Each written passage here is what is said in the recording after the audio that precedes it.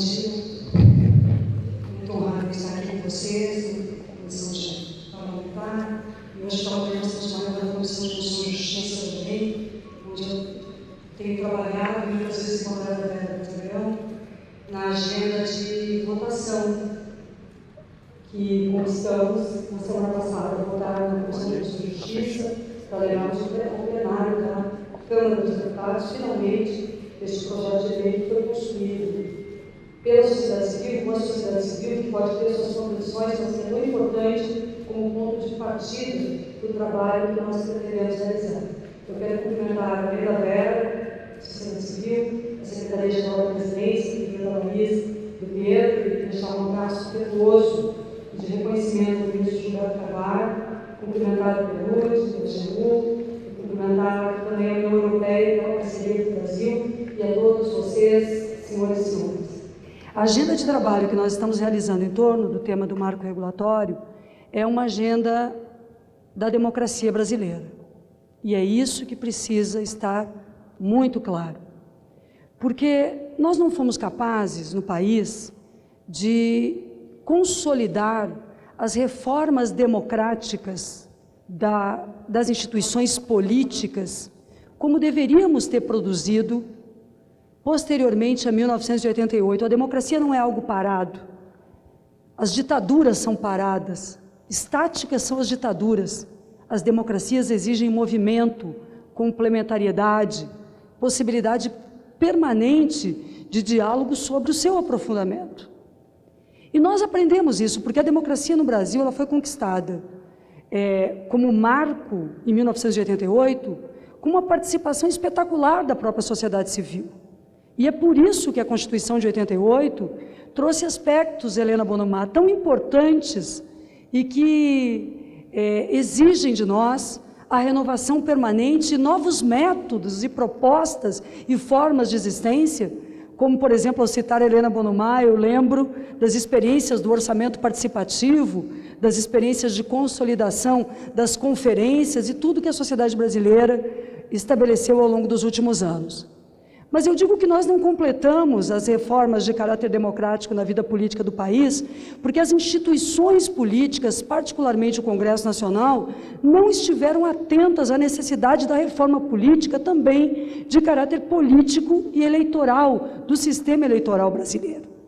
E isso faz com que nos dias atuais estejamos vivendo uma necessidade de uma nova conexão entre a política, a participação, especialmente as instituições formais do país e a sociedade brasileira.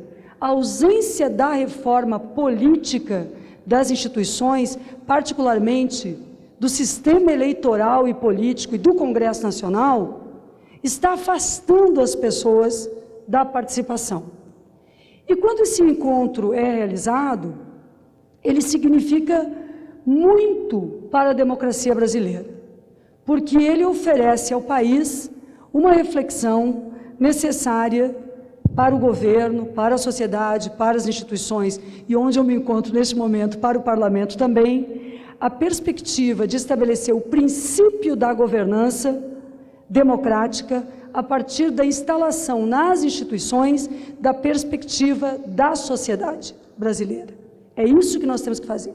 As instituições têm que estruturar sua governança a partir do princípio da perspectiva da posição da sociedade, através de diferentes mecanismos, permanentemente mobilizada e particularmente através de uma sociedade civil ativa no Brasil e com autonomia, que é o principal bem que o Brasil tem para renovar-se democraticamente a cada período. Nós dissemos ao longo dos últimos anos que o Brasil durante muito tempo não pensou estrategicamente a sua economia, o seu desenvolvimento social, e é verdade. Nós fomos sempre reféns do curto prazo, em todos os sentidos. Ao longo do período de governo do presidente Lula, no período de governo atual, não há nenhuma dúvida que nós rompemos essa lógica no país e estamos produzindo, por dentro do Estado brasileiro, uma nova visão de planejamento, inclusive, que pensa o Brasil hoje e a superação da miséria, das desigualdades regionais, de todas e muitas das mazelas que compõem a nossa formação cultural e histórica e as contradições que compõem o tecido social brasileiro e a estrutura do poder, mas nós precisamos fazer isso também do ponto de vista da democracia. E, ao estarmos diante deste desafio, eu queria reforçar a existência do próprio desafio a partir de alguns aspectos presentes no nosso dia a dia. Não apenas na necessidade do marco regulatório que aqui se discute, que institui uma capacidade melhor de enfrentarmos um dos fenômenos mais perversos que há com a sociedade civil, que é a criminalização dos movimentos.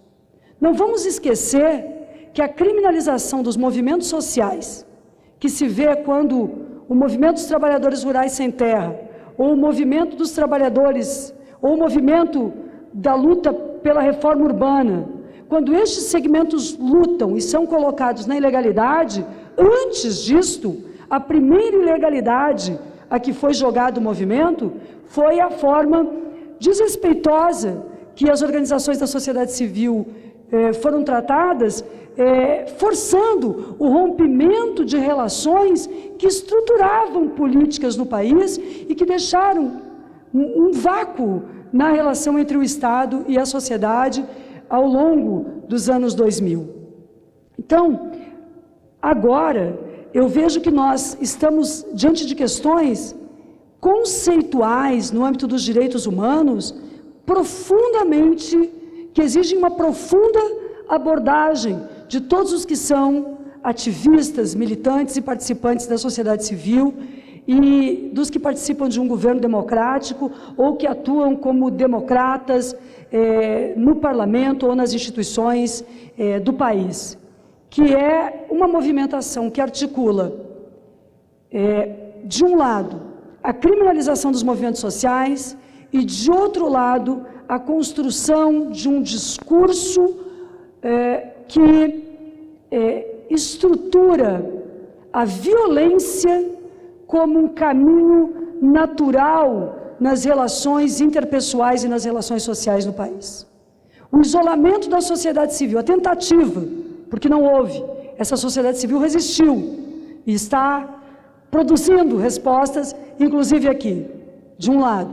Mas, de outro lado, o que nós vimos com os linchamentos, com a utilização dos espaços públicos sim, dos meios de comunicação, na sustentação destas reações absurdas de violação aos direitos humanos no último período, são parte de um processo que marca negativamente o caminho que nós trilhamos de aprofundamento, de busca de aprofundamento da democracia e dos direitos humanos no Brasil.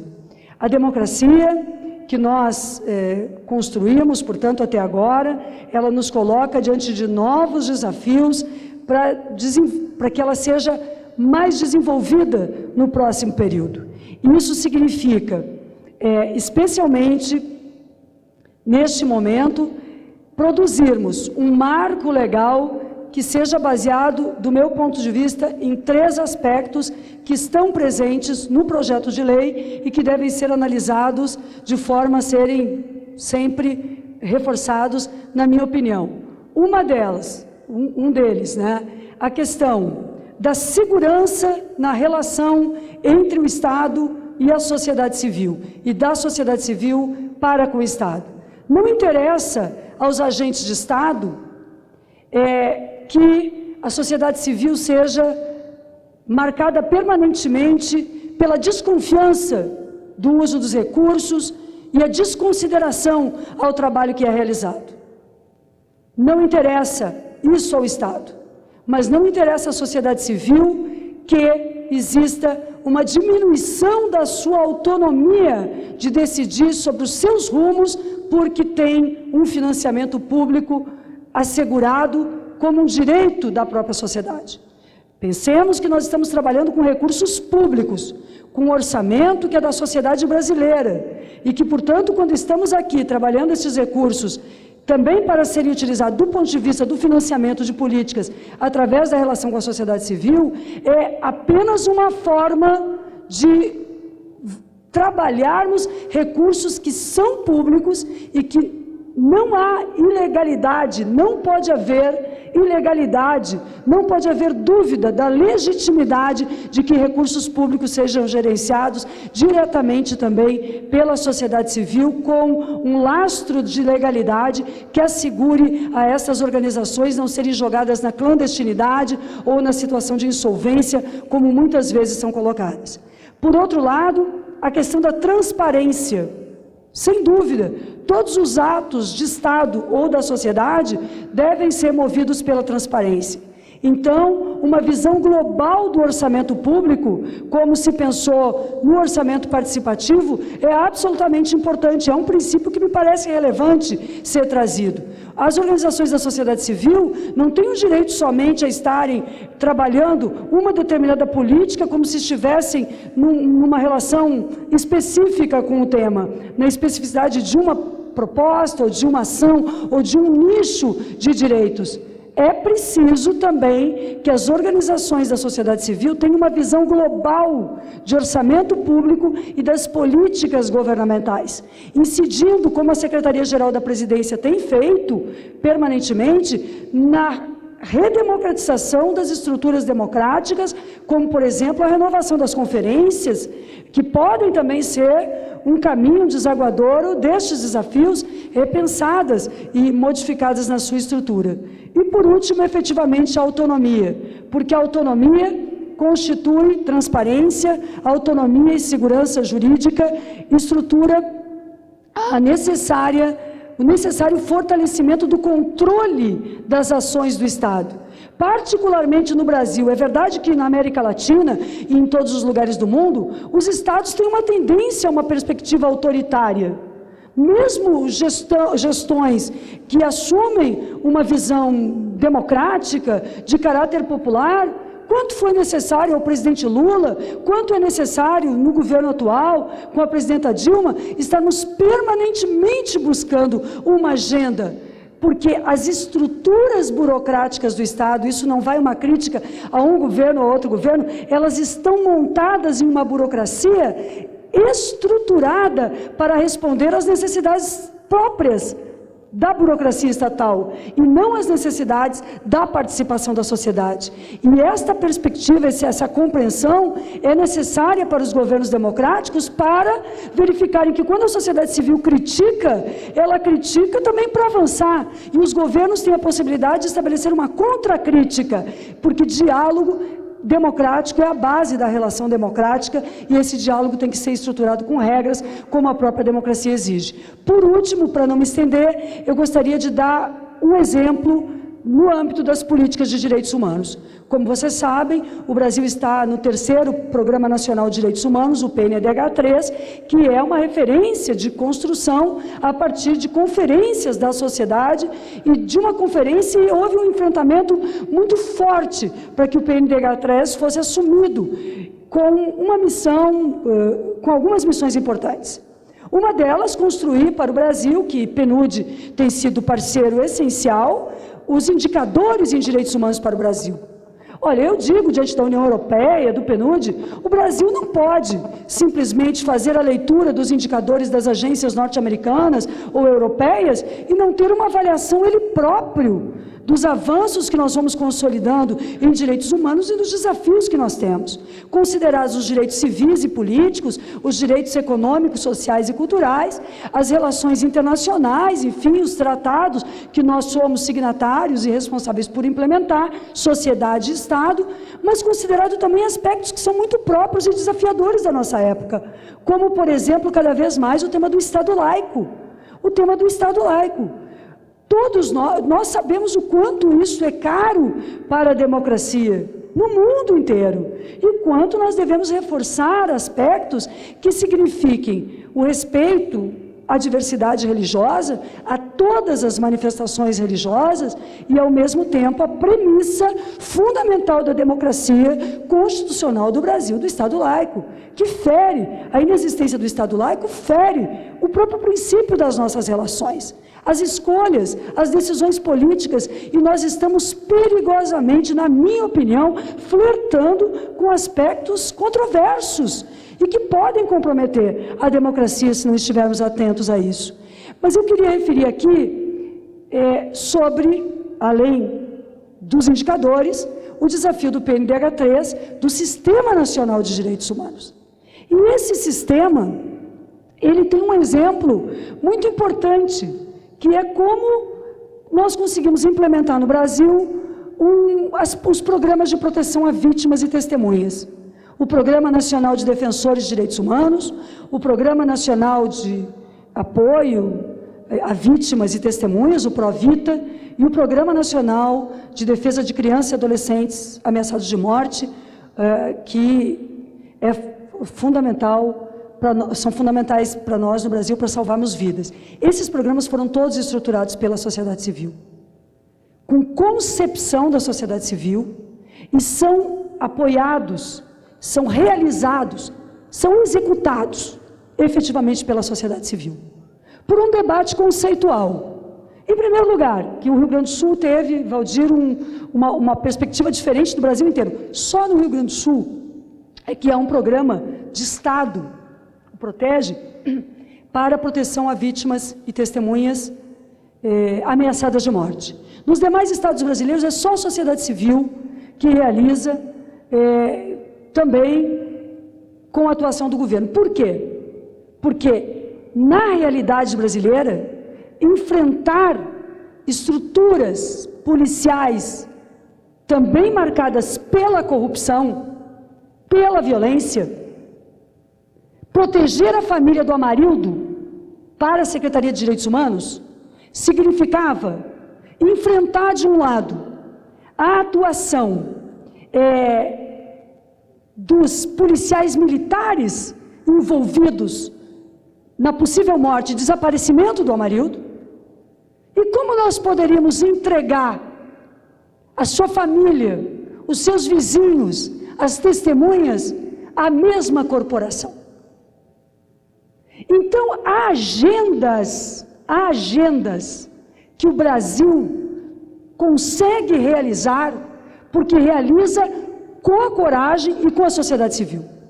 Agora, eu preciso dizer para vocês, a organização que até bem pouco tempo era parceira do governo no estado do Rio de Janeiro, realizando a política de atendimento a vítimas e testemunhas ameaçadas, ela foi colocada numa situação de ilegalidade, porque ela não tinha todas as possibilidades. Como é que ela presta contas?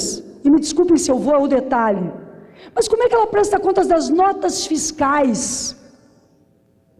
de onde ela escondeu uma pessoa? Se as notas fiscais podem revelar o caminho onde essa pessoa está. Claro, nós nos dirigimos ao TCU, estabelecemos marcos diferenciados, buscamos pareceres na AGU, nós trabalhamos permanentemente para solucionar isto.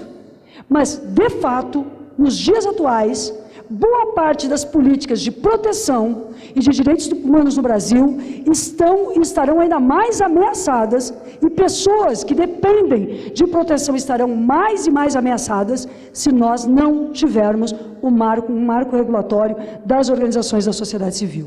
E eu queria que o Brasil tivesse essa consciência.